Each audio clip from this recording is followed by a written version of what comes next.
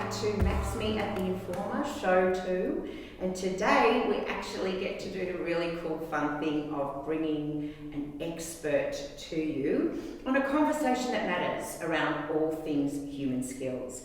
As I mentioned to you last week in the kickoff series, this is really around bringing the right conversations to you as our viewers to really explore the opportunity that MaxMe has sort of stepped in to, I guess, solution for, and for us to really explore what it would look like to actually do things differently, to start to close that ever-growing gap between what's needed in the workplace and, unfortunately, what is entering into the workplace today. So today I'm actually joined by the magnificent Lou Zoanetti, and I'm hopeful that I actually pronounced it correctly. Lou and I have been colleagues actually for a very long time. We've known each other for a long time, and Lou is an absolute expert in the graduate recruitment space. She has been in and around that space for, I guess, the majority of her career, and I couldn't think of anyone more expert to come and talk to you about some of the challenges that we're facing and the opportunities that we have in the graduate space. So without further ado, I'd like to welcome Lou. Lou, did I pronounce it correct? It's actually Zoanetti, rhymes with spaghetti. Thank you very much. I also have a challenging surname, so yes, I know that pronunciation is never something that people do very well. Thank you so much for joining us today. You're welcome, Ren. I know that you're very passionate about all things graduates, and certainly, you're on our advisory board at MaxMe, and you bring this, just a humongous lens of wealth of knowledge around graduates, but also this topic of human skills. So I'm going to stop talking and ask you a question, if that's all right. Go for it. I just really want you to share with us, what is your experience in the graduate space? And just share with us a little bit around what brings you here today for this conversation. Yeah, sure. Thanks, Ren. So I first went into the early careers space, or the graduate employability space, about 10 years ago. I was working at NAB at the time, and I was in a corporate affairs role, and someone offered me the opportunity to use those transferable skills we talk about and move into a HR role heading up the enterprise graduate program. And I just fell in love with that age demographic that I was working with, and I knew that I was having a real impact on the future leaders of the organisation, as well as those many thousands of students that apply for the program and maybe don't get in. So I ended up managing the grad program for 5 years at NAB, and then I left to join Monash University, where I headed up a centralised internship function for the university. It was the first of its kind in Australia. Most universities run their internships by faculty, and every business who wants an intern has to go to each faculty to secure an intern for their business. What we did at Monash was created a front door for the university, essentially for industry to come and engage with us, let us know what their business needs were, and then we were able to provide interns from a variety of disciplines. I left there in 2019 to start my own early careers practice, having both the corporate side and the university side in my experience, and really wanting to build something that took that experience out to market and actually helped companies either establish their early career programs, so that might be cadetship, school leaver, internship or graduate program. So they wanted someone who would help them set the strategy and the operations of those programs, or they had something that wasn't working and it needed to be tweaked in some way. So maybe they weren't attracting the right candidates, or they weren't retaining the candidates that they'd hired. And so I've had a great opportunity over the last couple of years working on my own projects with companies to really start to drive new employability initiatives for young people. And that brings me to working with you, Ren, because as you said, we worked previously together at NAB when I was working on the grad program, and you were a great supporter of the program, being one of the main managers of grads that came through on rotations. And so we met back then, and I think last year when we came back together for me to work on the advisory committee, it was really coming back knowing that we both had passion and skill in this area, and that we could help each other out with the businesses that we run. Thanks so much, Lou, and it's been such a pleasure, and really actually very insightful as well to have you as part of the advisory group as we shape the solutions for our target demographic. So just moving on to that, and with your experience, what would you say would be the key differences between, say, a Gen Z, a millennial, and then maybe a Gen X person or graduate? What are the key sort of differences that you're seeing? Yeah, so if we're to define those groups, so Gen X is really people born 1960 to 79, and then Gen Y, which is the millennial group, 1980 to mid-90s, so 95, 96, and then Gen Z really being those born 96 to 2010. So that's like the broad age groups or birth years of those groups.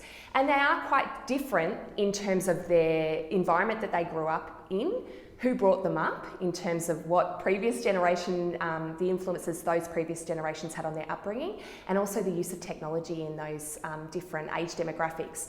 So if we take Gen Z as an example, that's the group I'm really focused on in my work at the moment, because those are coming of age. They're 25, the eldest of Gen Z are 25, they're coming out of university, coming out of further study, or coming out of work straight from school, and really coming into the workplace now and really wanting to have an impact and starting to take on these early career roles in organisations.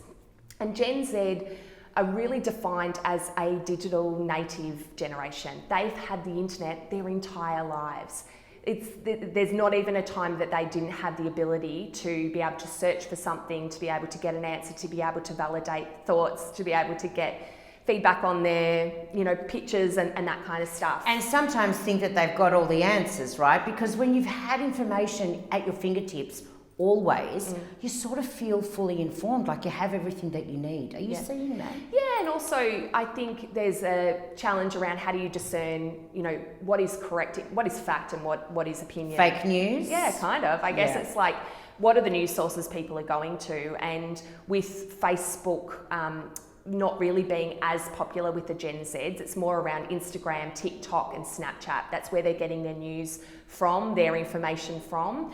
And they're also really short, bite-sized content, which is what they're looking for. We're shortening the amount of attention span we have to engage with news, to engage with stories, to engage with people. And so Gen Z are a really unique group of young people. Millennials is probably the next one that my area of work is in, because they're now, the eldest are in their sort of hitting 40 and their youngest are 25. And so these guys in the Gen Z or millennial age group, Gen Y or millennial age group, are really interesting because they were actually brought up by baby boomers. And so they've worked through a period of economic stability because this is pre-GFC. They've actually had quite a lot of growth, economic growth and stability. They're still good at using technology, but they're not as reliant on it, and they're more interested in having experiences and learning through experiences. So it's quite interesting, the different demographics. And of course, knowing this can help you as an employer or as a university professional or as a student or just as a human being understand what are the different drivers that we have based on the environment we grew up in. And I think also the unique experiences. And I talk a bit about, we did quite a lot of market research in the Gen Z in particular. We spoke to 800 Gen Zs that were still at uni and also early to career.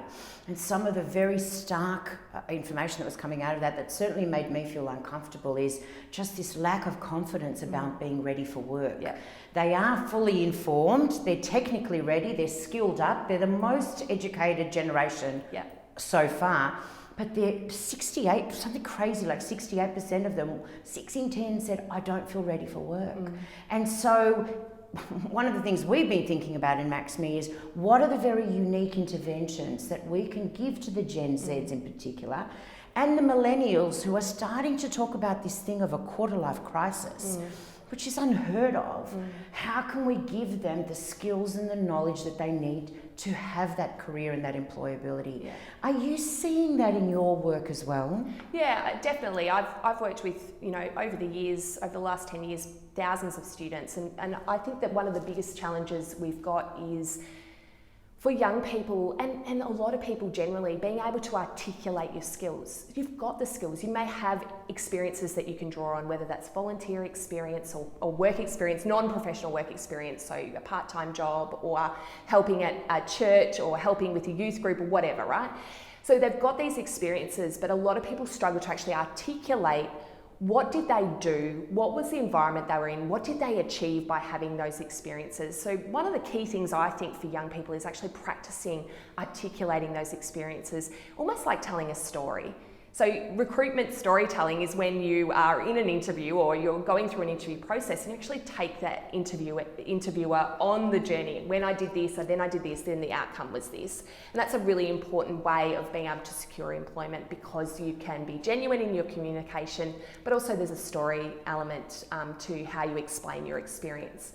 Generally speaking, we hear a lot about employability skills or soft skills that young people are lacking, and I guess my thought is, well, I don't call them soft skills because they're actually really hard to acquire. So I like to call them, human-centered skills or employability skills, 21st century skills. And these are changing. We know they're changing.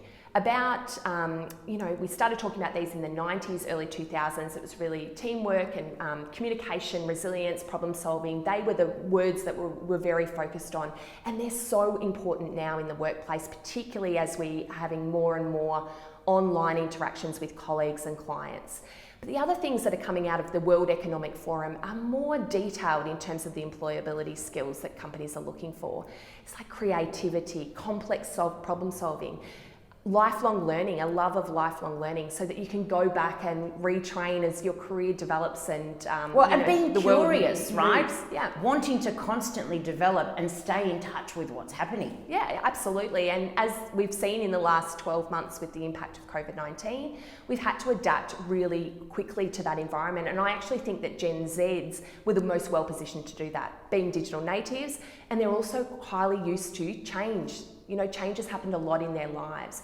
And so how do we take those unique skills that they have that they're already predispositioned to and fill the void with things that they're actually not really not exposed to through their learning, which are those human skills. Yeah. What are my strengths? Yeah. How do I communicate well? How do I work in teams?